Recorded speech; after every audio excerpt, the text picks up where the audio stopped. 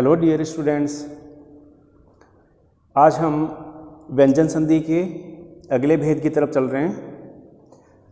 अगला भेद है अनुस्वार संधि। सूत्र है मोनुस्वार है। सूत्र का अर्थ है पद के अंत में स्थिति मैं के सामने कोई व्यंजन वर्ण स्थित हो तो मैं का अनुस्वार हो जाता है। मैं के सामने जब कोई व्यंजन वर्ण हो तो मैं का अनुस्वार हो जाता है। चलिए देखते हैं कैसे। उदाहरण है सत्यम वदामि। इस प्रथम शब्द के अंत में स्थित हलंत मैं के सामने, हलंत मैं का मतलब जिसमें किसी स्वर की उपस्थिति न हो, ऐसे उस हलंत मैं के ठीक सामने जब कोई व्यंजन वर्ण होता है तो ये मैं अनुस्वार का रूप ले लेता है और इसका रूप कुछ इस प्रकार से बन जाता है। सत्यम वदामि। ठीक ऐसे ही हरिम वंदे। हरिम हलंत मैं के ठीक सामने व्यंजन वर्ण की स्थिति है तो ये मैं अनुस्वार में परिवर्तित हो जाएगा, रूप बन जाएगा हरिम वंदे। चलिए एक उदाहरण और देख लेते हैं। धर्मम चर। धर्मम हलंत मैं के ठीक सामने व्यंजन वर्ण च आ रहा है तो ये मैं अनुस्वार में परिवर्तित हो जाएगा, रूप बन जाएगा धर्मम चर। ठीक ऐसे ही इन सभी उदाहरणों में आप संधि करके अपनी नोटबुक में नोट करेंगे। अब आपके दिमाग में एक बात चल रही होगी कि सूत्र के अनुसार कहा कि मैं के ठीक सामने व्यंजन वर्ण हो तो ही हलंत मैं का अनुस्वार होता है, लेकिन जब सामने स्वर हो तो उस परिस्थिति में क्या होगा? उस परिस्थिति में जैसे कि अहम धने अपि। सपोज कीजिए कि हलंत मैं के ठीक सामने व्यंजन वर्ण नहीं है, कोई स्वर आ रहा है, तो ऐसी उस परिस्थिति में इस मैं का अनुस्वार नहीं होगा। मैं का अनुस्वार नहीं होगा तो फिर क्या परिवर्तन होगा? परिवर्तन ये होगा कि मैं के स्थान पर मैं ही रहेगा, अहम अपि। या फिर इस हलंत मैं में सामने उपस्थित स्वर जुड़ जाएगा, रूप बन जाएगा अहमपि। बात एक ही है दोनों में। तो मैं का अनुस्वार कब होता है? जब हलंत मैं के ठीक सामने व्यंजन वर्ण हो तो मैं का अनुस्वार होता है, और स्वर होने पर मैं का अनुस्वार नहीं होता। मैं के स्थान पर मैं ही रहता है और फिर सामने वाला स्वर मैं में मिल जाता है।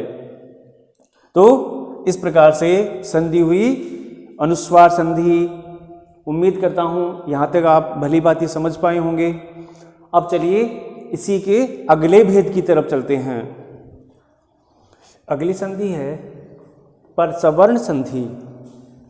सूत्र है अनुस्वार से यही परसवर्ण है। अर्थात जब अपदांत अनुस्वार के पश्चात यय प्रत्याहार। अब देखिए यही प्रत्याहार में कौन से वर्ण सम्मिलित होते हैं? तीनों से और है को छोड़कर सभी व्यंजन किस में सम्मिलित होंगे? यही प्रत्याहार में। के वर्ण हो तो अनुस्वार के स्थान पर परसवर्ण। परसवर्ण से तात्पर्य है अगले वर्ण के वर्ग का पांचवा वर्ण हो जाता है। अब देखिए, इस संधि के इस सूत्र के अर्थ में एक शब्द आया है अपदांत। देखिए, पदांत का अर्थ होता है पद का अंत, और अपदांत का अर्थ होता है नए पदांत इति अपदांत। मतलब जरूरी नहीं है कि अनुस्वार पद के अंत में ही हो, पद के बीच में कहीं पर भी अनुस्वार हो सकती है। तो उस अनुस्वार के स्थान पर वर्ग का पांचवा वर्ण हो जाएगा। अब किस वर्ग का पांचवा वर्ण हो जाएगा? अनुस्वार के ठीक सामने जो वर्ण आ रहा है वो वर्ण जिस वर्ग का है उस वर्ग का पंचम वर्ण हो जाएगा। जैसे कि उदाहरण है कंठ है। देखिए, अनुस्वार क के ठीक ऊपर लगी हुई है और अनुस्वार के ठीक सामने ठ वर्ण आ रहा है, और ठ वर्ण कौन से वर्ग का वर्ण है? ट वर्ग का वर्ण है। और ट वर्ग का पांचवा वर्ण क्या होता है? अण। तो इस अनुस्वार के स्थान पर हलंत ण हो जाएगा, तो रूप बन जाएगा कंठ है। ये देखिए, अनुस्वार के ठीक सामने ठ आ रहा था और ट वर्ग का है, तो इस अनुस्वार के स्थान पर ट वर्ग का पंचम वर्ण ण हुआ, कंठ है। ठीक इसी तरह है सामतः, स के ऊपर लगी हुई अनुस्वार के ठीक सामने आ रहा है त वर्ण, और त वर्ण का पंचम वर्ण, त वर्ग का पंचम वर्ण क्या होता है? त, थ, द, ध और न। तो इस अनुस्वार के स्थान पर न हो जाएगा, रूप बन जाएगा शांत है। ठीक इसी तरह से ए के ऊपर लगी हुई अनुस्वार के ठीक सामने क वर्ण आ रहा है, और क वर्ग का पंचम वर्ण ङ होता है, तो क, ख, ग, घ, ङ। तो ये अनुस्वार ङ में परिवर्तित हो जाएगी, रूप बन जाएगा इस प्रकार से अंक है। इसको आप इस तरीके से भी लिख सकते हो, दोनों में बात एक ही है। आगे है कंटकम। तो इस अनुस्वार के ठीक आगे कौन आ रहा है? सेम वही स्थिति है पहले वाली, तो ट वर्ग का पंचम वर्ण हो जाएगा, अण हो जाएगा, तो रूप बन जाएगा कंटकम। इस प्रकार से इन शेष बचे हुए शब्दों में भी आप संधि करेंगे।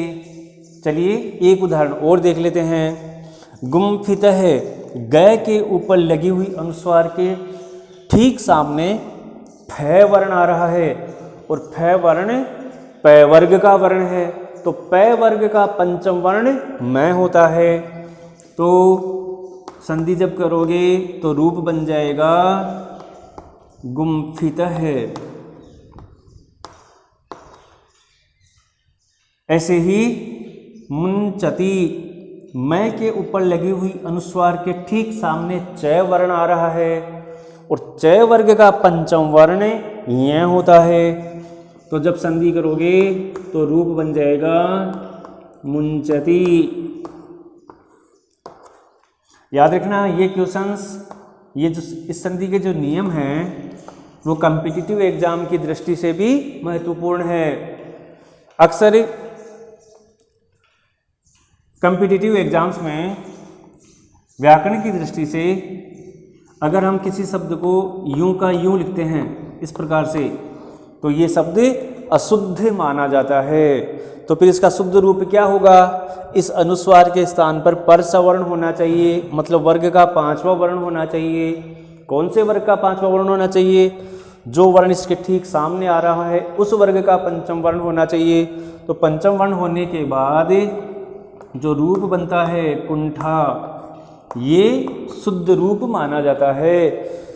अब देख चलिए, एक ये जो अपदांत शब्द आया है उस एक अपदांत शब्द का उदाहरण देखते हैं कि शब्द में जब एक से ज़्यादा अनुस्वार हो तब उस स्थिति में क्या परिवर्तन होगा। देखिए फेमस उदाहरण, जैसा कि मैं अपनी रेगुलर क्लासेस में हम डिस्कस किया करते हैं, इस शब्द में 2 जगह अनुस्वार का प्रयोग हुआ है और हम कह सकते हैं कि इसमें अपदांत अनुस्वार है, मतलब पद के अंत में अनुस्वार नहीं है, पद के बीच में कहीं पर भी अनुस्वार हो, उस परिस्थिति में क्या परिवर्तन होगा। देखिए अनुस्वार 2 जगह है, एक स के ऊपर, दूसरी ब के ऊपर। इस स के ऊपर लगी हुई अनुस्वार के ठीक सामने आ रहा है ब। क्या आ रहा है? ब। और ब कौन से वर्ग का वर्ण है? प वर्ग का वर्ण है।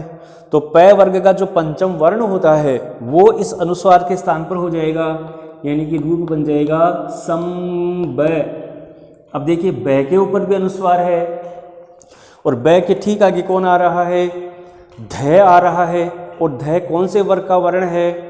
तय वर्ग का वर्ण है। और तय वर्ग का पंचम वर्ण क्या होता है? न होता है।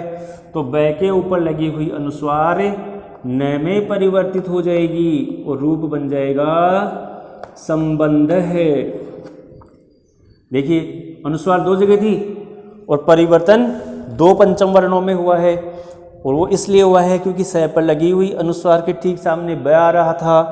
ब प वर्ग का है, इसलिए स के ऊपर लगी हुई अनुस्वार के स्थान पर मैं हुआ, क्योंकि ब प वर्ग का है।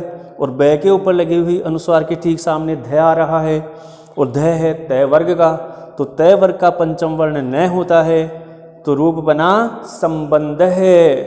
तो इस प्रकार से जब अपदांत अनुस्वार के सामने कोई वर्ण हो तो उस अनुस्वार के स्थान पर ठीक सामने आने वाले वर्ण के वर्ग का पंचम वर्ण हो जाता है। यही नियम किस संधि का है? परसवर्ण संधि का। थैंक यू, धन्यवाद।